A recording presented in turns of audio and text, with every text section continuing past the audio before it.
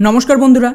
চীনের বিরুদ্ধে ভয়ঙ্কর বদলা নিয়েছে ভারত, যেখানে না কেবল চীনের ৭,৫০০ কোটি টাকার ক্ষতি হবে, বরং তার সাথেই ভারত কিন্তু চীনকে বুঝিয়ে দিল আমাদের সাথে লাগতে এলে এর পরিণতি কী হতে পারে। এই খবরটা দেখুন, যেখানে গতকাল ভারত সরকার চীনের ওপর ৫ বছরের অ্যান্টি ডাম্পিং ডিউটি লাগিয়ে দিয়েছে। মানে সহজ ভাষায় বললে, ট্রাম্পের মতন এখন ভারতও চীনের কিছু আইটেমের ওপর অতিরিক্ত ট্যারিফ চাপিয়েছে, যাতে করে ওরা ভারতে নিজেদের পণ্য বিক্রি করতে না পারে। এখানে মূলত চীন থেকে আমদানি করা অ্যালুমিনিয়াম ফয়েল, হার্বিসাইড আর জৈব রাসায়নিক দ্রব্য, যা কিন্তু খুব গুরুত্বপূর্ণ আমাদের ফার্মা সেক্টর আর প্লাস্টিক তৈরিতে, তা কিন্তু মারাত্মকভাবে ইম্প্যাক্ট হয়।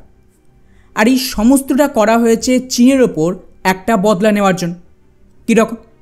তো গত 25শে মার্চ আমাদের ডিজিটিআর চীনের বিরুদ্ধে তদন্ত করে, যেখানে দেখা যায় ভারতের বাজার দখল করার জন্য অবৈধভাবে ওরা চাইনিজ প্রোডাক্টকে এদেশে ডাম্প করছে। অর্থাৎ বাজার দরের চেয়ে অ্যাকচুয়ালি কম টাকায় এই সমস্ত প্রোডাক্ট ভারতে বিক্রি করছে। এর ফলে কী হবে? আমাদের যে দেশীয় বিক্রেতারা, তারা এই দামের সাথে পেরে না উঠে ধীরে ধীরে ব্যবসা বন্ধ করতে বাধ্য হবে। আর তারপর গিয়ে চীন আমাদের মার্কেটের পুরো দখল করে বেশি দামে এই সেম প্রোডাক্ট বিক্রি করে পুরনো লসকে রিকভার করবে আর তারপর প্রফিটও কামিয়ে নেবে। স্পেশালি ট্রাম্পের চীনের ওপর ট্যারিফ চাপানোর পর এটা কিন্তু আরও বেড়ে গেছে। ওদের কাছে এই মুহূর্তে একমাত্র বড় মার্কেট হলো ভারত। আর এই জন্যই আমাদের ডিজিটিআর ভারত সরকারের কাছে দাবি রাখে চীনের বিরুদ্ধে কঠোর ব্যবস্থা নেওয়ার জন্য। এখন চীন কি করে? উল্টে ভারতকে ভয় দেখানোর জন্য ভারতের একটা কীটনাশক, যা চীনে ব্যাপক রপ্তানি করা হয়, সাইপারথ্রেমিন নামে, তার ওপর 48 থেকে 166% শুল্ক চাপিয়ে দিয়েছে এবং এটাকে ওদের গ্লোবাল টাইমস আর্টিকেলের মাধ্যমে প্রকাশ করে। অর্থাৎ বেসিক্যালি চীন এখানে ভারতকে এটা বোঝাতে চাইছে যে এই সমস্ত তদন্ত বন্ধ করে আমরা যা করছি তাকে করতে দাও।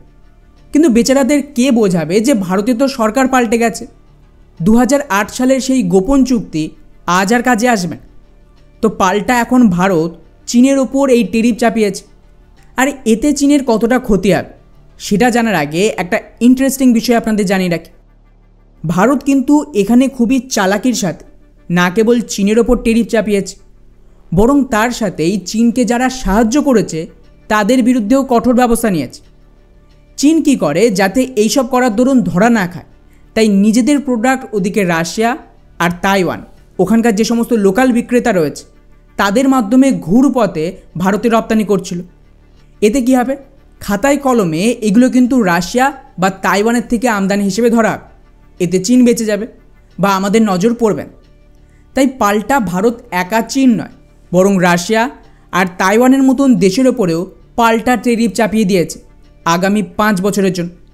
এর ফলে দুটো সুবিধা। একটা হলো রাশিয়া আর তাইওয়ানকে শিক্ষা দেওয়ার সাথে চীনের অল্টারনেটিভ রাস্তাও বন্ধ করে দিল।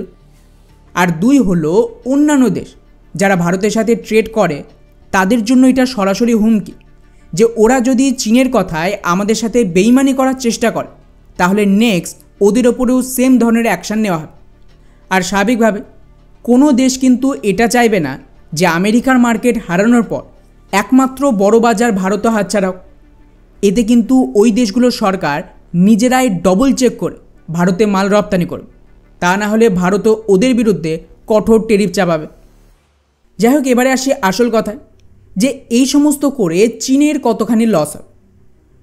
কেবলমাত্র এই 3টে প্রোডাক্টের ফলে প্রায় $1 বিলিয়ন কাছাকাছি লস হবে চীনে।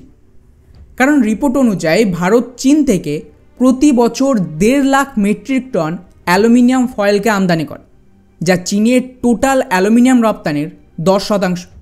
এর ওপর ভারত $479 থেকে $721 প্রতি টনের হিসেবে শুল্ক চাপাবে, যাতে এর দাম ভারতে কিন্তু 20 থেকে 30% বেড়ে যায়।